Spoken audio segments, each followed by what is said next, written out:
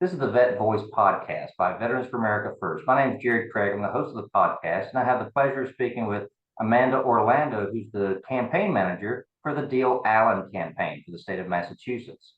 And welcome to the podcast. I want to first say congratulations on winning the primary election and getting to the general election. And what I want to do is bring attention to the campaign. Our job here is to give you the most airtime, to reach the most number of people, to know who they're voting for and why. So Amanda, could you please share some of Geoff's background and maybe his platform? Absolutely. And thank you for having me on. So Geoff Diehl is a former state representative in the Commonwealth of Massachusetts. He served as a state representative from 2011 to 2019, elected in 2010 and sworn in 11 and served for 8 years. He also ran in 2018 against sitting United States Senator Elizabeth Warren. So he is not a person who shies away from taking on a fight. And he does so very, very successfully. He won 4 terms in a row as a state representative. He took on the incumbent senator, and Elizabeth Warren, as we know, she is a well-known name in national politics, and she is not shy to put her opinions out there. And Geoff, he battled really hard in that race, and it was really a proud moment for Republicans to have someone like him as principled and as full of integrity to run against Elizabeth Warren, who really never had an interest in representing the Commonwealth of Massachusetts. I think she was always looking for her next stepping stone for herself and for her own career. Geoff went to Lehigh University and ended up after college working in Manhattan, where he met his wife on a blind date, and they were married a year later.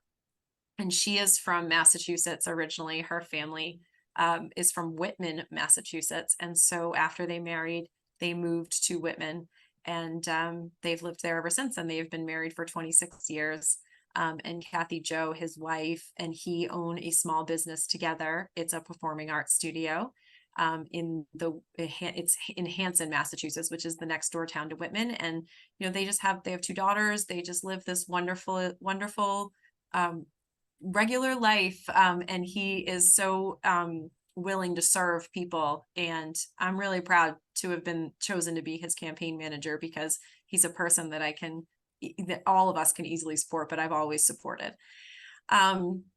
So that's a little bit about his background. As far as the campaign goes, Geoff decided to run for governor when I think really it was the period of time in which Massachusetts was dealing with the pandemic, and he felt at the time that there were a lot of things he would have done differently had he been the one to make the decisions.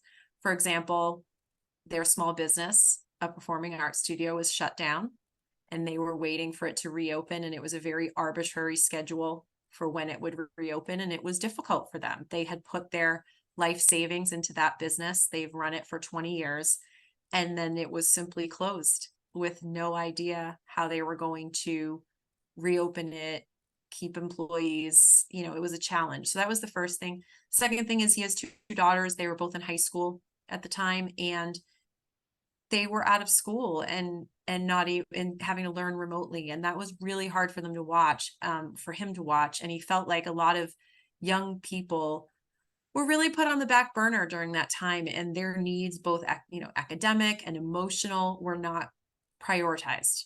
And so I think that was really what spurred him to say, I can do this. And this is something that the people of Massachusetts really need: different leadership. We need to have somebody who cares about individual freedoms, that we're not just, in government to go along to get along. And his background really is that he is not a go along to get along guy.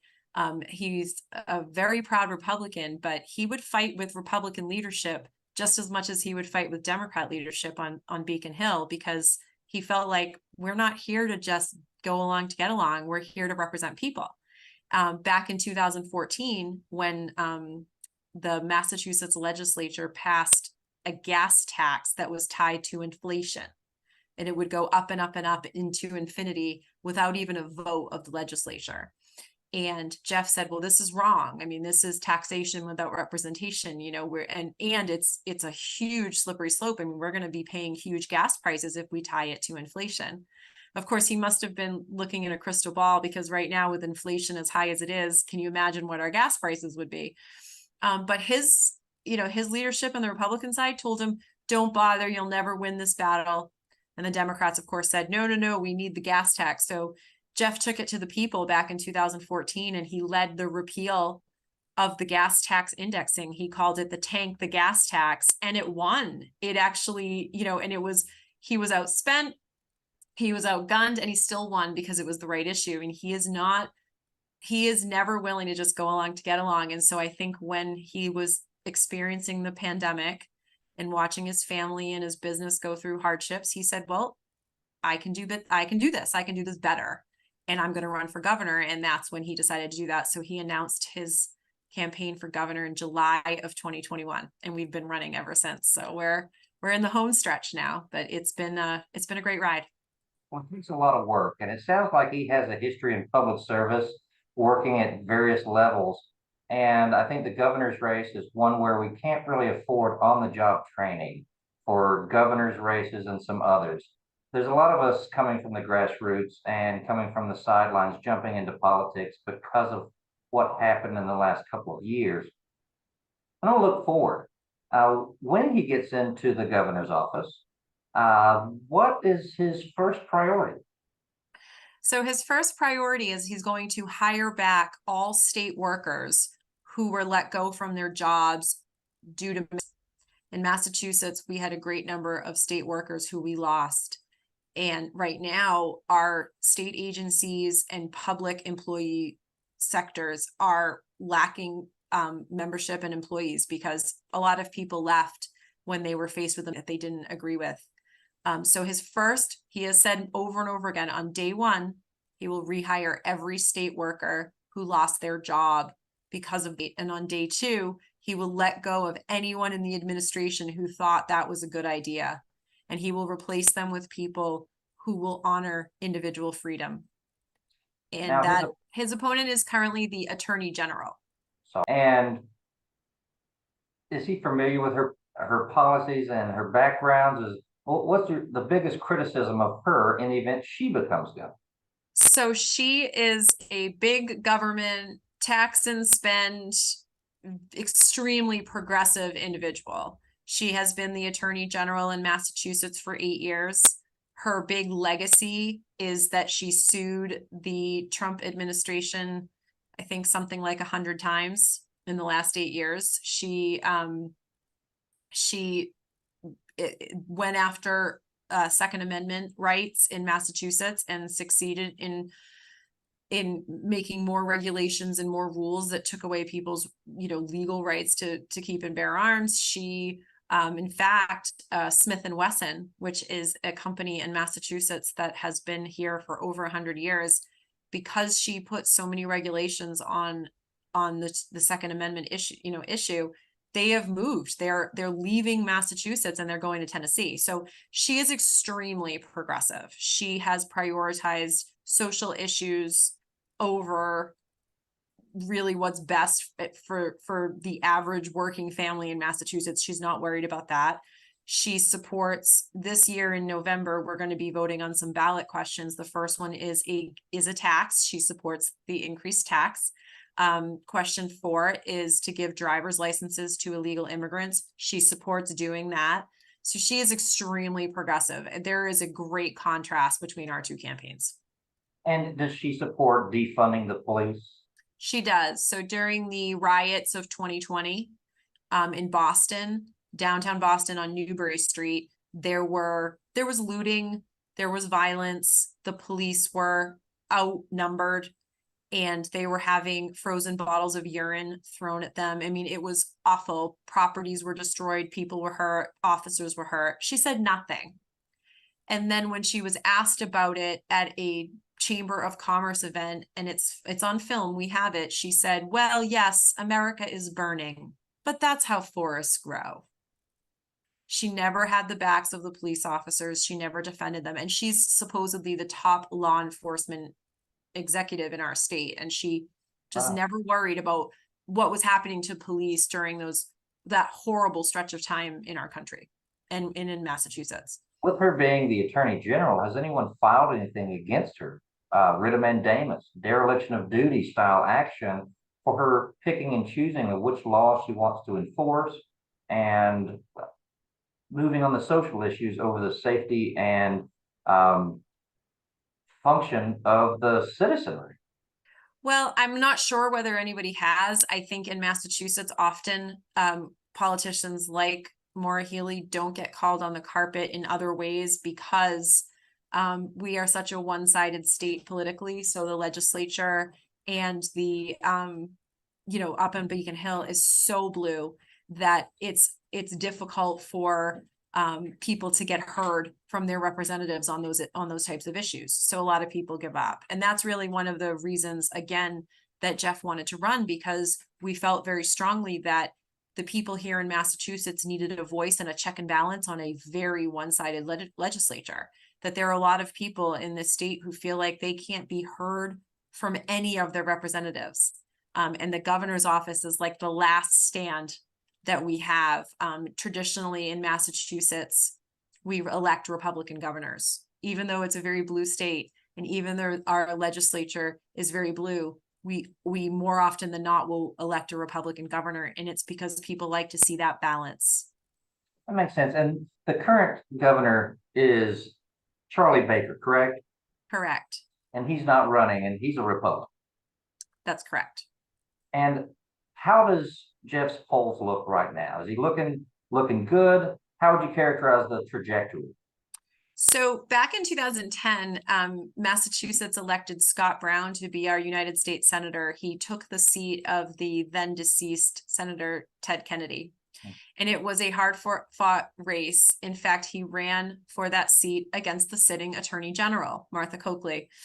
And in that race, a lot of people said Scott Brown did not have a chance. Martha Coakley had more money. She was polling way ahead. And Scott Brown won that race in the last 2 weeks. I remember that. In 2014, Charlie Baker ran for the governorship against the then Attorney General, Martha Coakley. And they both ran for an open seat.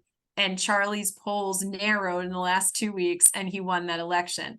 That is the same trajectory we are on in this race. We are polling exactly where Charlie Baker was in 2014. We are running against the sitting Attorney General. And anybody who opines on the race says, oh, Maura Healey, she's going to win. She's way ahead. And they said the same thing about Martha Coakley both times. And they actually said the same thing in 2016 during the presidential election. And we all know how that turned out. So we're feeling very confident. We actually recently had a poll through Emerson College showing that we are winning amongst independents in Massachusetts. And that is the biggest voting bloc that exists. The two-party system here is actually far less registered Republicans and Democrats than there are unenrolled. So we are feeling extremely positive. We're trending in the right direction, and every day we get more and more support. So we're very excited. Well, that's good. The independent voter in Massachusetts is the target. That is the focus audience. And I've said this to many, many candidates and many different places, that the people who would historically vote Democratic or in the Democrat side of things are abandoned by the hard left radical liberal agenda, and they can't support that. They're left hanging. So I'm seeing a lot of people rethinking their thought process and giving the Republican ticket a second look. So now, if people want to know more about Geoff's campaign and possibly volunteer, donate money, or to assist in any one way, how would they go about doing that? So if the best place to look is on our website, which is www.diehallen.com. Geoff Diehl and Leah Allen. So it's diehallen.com, DIEHLALLEN.com. Our website has a link to donate. It has a store in case you want to sport some Diehl or Allen merchandise. We have our blueprint for the Bay State, which is our policy document, which has our plans for what we're going to do for the Commonwealth starting on day one as soon as we're elected. We have a lot of great information, videos. You can listen to Geoff. You can read more about Geoff and Leah. We are a very dynamic campaign. We have a lot of energy behind us, and every day we ask for more volunteers and we get them. Right now, we're looking for people who are willing to assist with get out the vote phone calls, sign standouts, literature drops, and then of course, working on election day to assure that rules are followed and that we are, securing our vote and making sure our folks get out to vote. Because that's the biggest thing, right? You can have all the signs in the world. You need people to come out and vote. So as many people as want to join, we would appreciate, and any amount you can donate, we would appreciate and we'll put to good use. Well, at this point, the endorsements that matter are each individual voter's endorsement. And we are proud to endorse Geoff Diehl in his race for governor of Massachusetts. And we look forward to having him win on November 8th and possibly having him on the show to celebrate his win. So we look forward to We would having love him there, that. and we'll be in touch. So please keep me posted with the updates, and I look forward to round 2. Will do. And thank you all for your endorsement and your support. It means the world to us. Veterans issues have always been very near and dear to Geoff's heart, and he will serve our veterans faithfully as governor. So we really appreciate your help, your support, and thanks for having me on today as well. Well, you have a good day. Always a pleasure. You as well. Thank you.